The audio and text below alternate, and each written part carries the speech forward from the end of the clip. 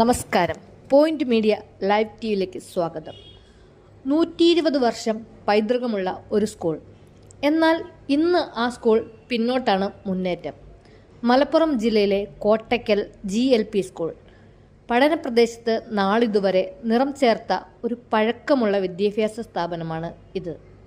പക്ഷേ ഇന്ന് അടിസ്ഥാന സൗകര്യങ്ങളുടെ അഭാവം മൂലം കുട്ടികളും അധ്യാപകരും ഒരുപോലെ പ്രതിസന്ധിയിലാണ്.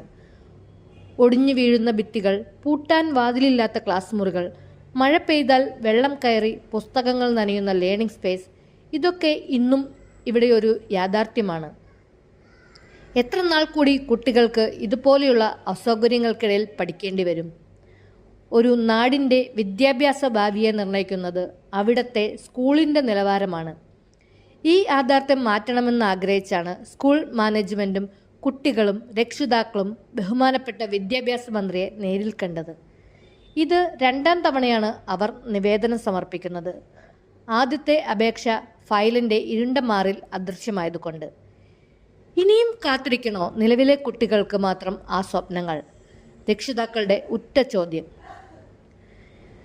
ഈ വർഷത്തെ ഫണ്ട് തീർന്നു.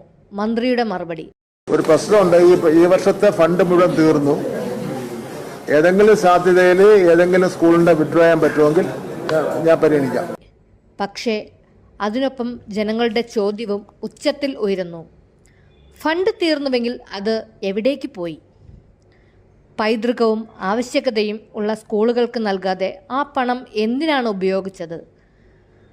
നമ്മുടെ കുട്ടികൾക്ക് സുരക്ഷിതയും മതിയായ അടിസ്ഥാനമുള്ള പഠനവാതിലുകളും വേണം.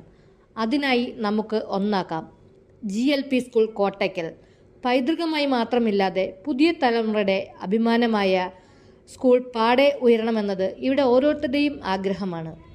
പോയിന്റ് മീഡിയ ലൈവ് ടിവിക്ക് വേണ്ടി റിപ്പോർട്ടർ ചിത്ര.